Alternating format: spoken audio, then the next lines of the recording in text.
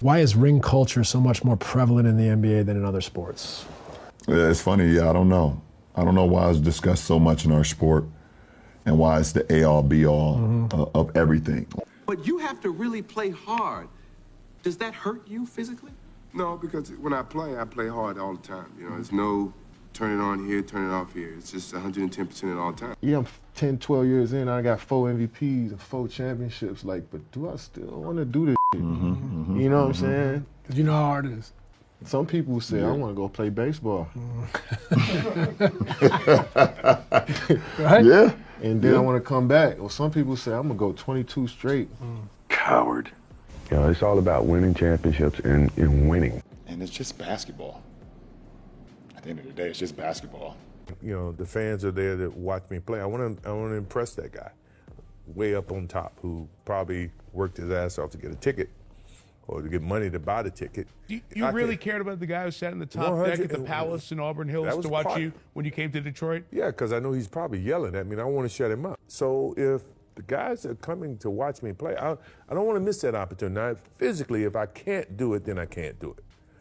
But physically, if I can do it, and I just don't feel like doing it, that's a whole different lane. NBA legends have finally spoken out, and they aren't holding back.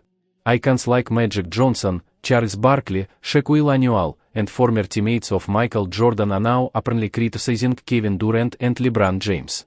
For years, many of these legends remained mostly quiet as they watched what they believed to be a shift in the modern NBA culture, from declining competitiveness to players focusing more on personal brands than the game itself. However, tensions escalated after Durant and LeBron appeared on a podcast and joked about Jordan's legacy, including comments about his baseball retirement.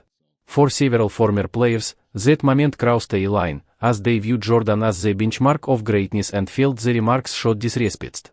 What followed was not mild criticism but strong pushback, with veterans calling out what they describe as hypocrisy, manufactured toughness, and a constant need for validation, along with a perceived lack of respect for the game's history. Among the most outspoken was Stacey King, who won 3 championships alongside Jordan in Chicago and sarcastically renamed LeBron's show the Crimea River podcast, criticizing what he sees as their ongoing need to publicly reinforce their own greatness. If you're going to make $50-60 million a year and just say, hey, you know what, I'm only going to play 2 out of 3, 3 out of 4, at some point the fan going to be saying, wait a minute, you're charging me this much for tickets. Why in the world should I care if they don't? Stacey King delivered a remark that struck at the heart of the debate. Truly great players don't need to constantly declare their greatness. The fans, analysts, and history do that for them. In his view, once a player starts publicly listing what separates them from everyone else, it signals insecurity rather than confidence. He pointed to Michael Jordan as the example, a player who never needed a podcast or public campaign to validate his legacy, never had to repeatedly compare himself to others, and let his performance, championships, and impact speak for themselves. King doubled down by mockingly calling LeBron's platform the Crimea River podcast, suggesting that much of the discussion sounds like frustration over criticism rather than celebration of accomplishment. The broader argument from critics is that Kevin Durant and LeBron James are primarily focused on defending their legacies, emphasizing longevity, career totals, and modern load management, while Jordan's supporters argue that dominance, championships, and playing through adversity define true greatness. LeBron and KD and Steve Nash did their little podcast thing, and they always drag the legacy what of is it Michael called? Jordan. Is it called? Was it Crimea River? Crimea River. I think Crimea River called, podcast. Yeah. Oh my God! I tell you what, man. Listen, I was watching revisionist history. They should call it. Yeah, you know what, Mark? Great players don't have to tell people they're great. Yeah, that's true. You let fans do that. You let people debate it on talk radio and podcasts. You know, players don't have to do that. You know, we all know you're great.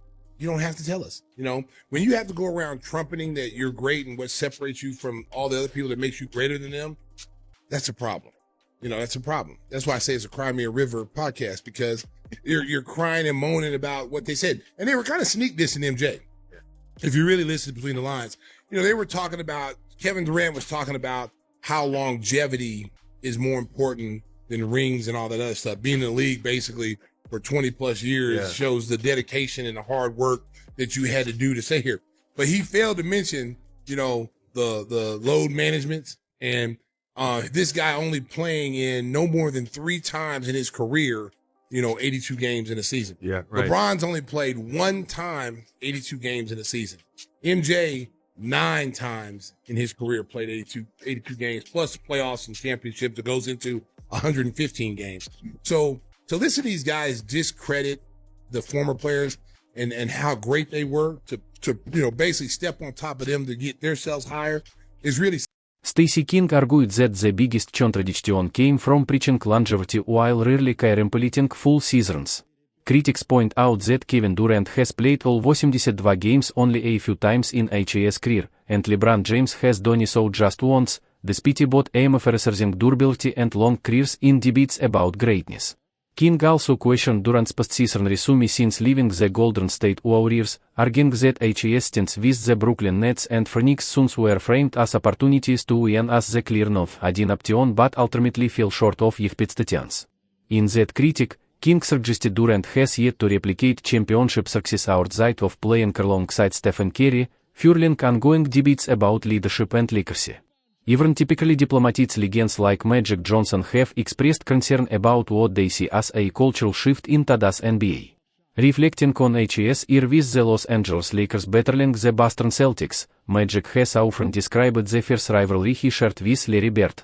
During the 1980s, that rivalry was deeply personal and intensely competitive, culminating repeatedly on the sport's biggest stage, including the NBA Finals. According to Magic, that genuine animosity during the season elevated the competition and captivated fans nationwide, creating matchups that felt emotionally charged and culturally significant, a stark contrast, in his view, to today's more friendly, player-driven alliances. Have a long career. That's the goal, to be in the league for 20 years. That's the goal. Garth Gilmore told me one time, he played for Chicago, he said, if you expect to play a long time in this league, you better quit mopping up the floor. And I thought, well, he's crazy because that's what basketball is all about. Bird takes it away from Wilkins, goes to the floor and gets it up ahead. This rest stuff just drives me crazy. You're playing basketball for a living, okay? I understand if you're working in a coal mine that you may need a rest day after it.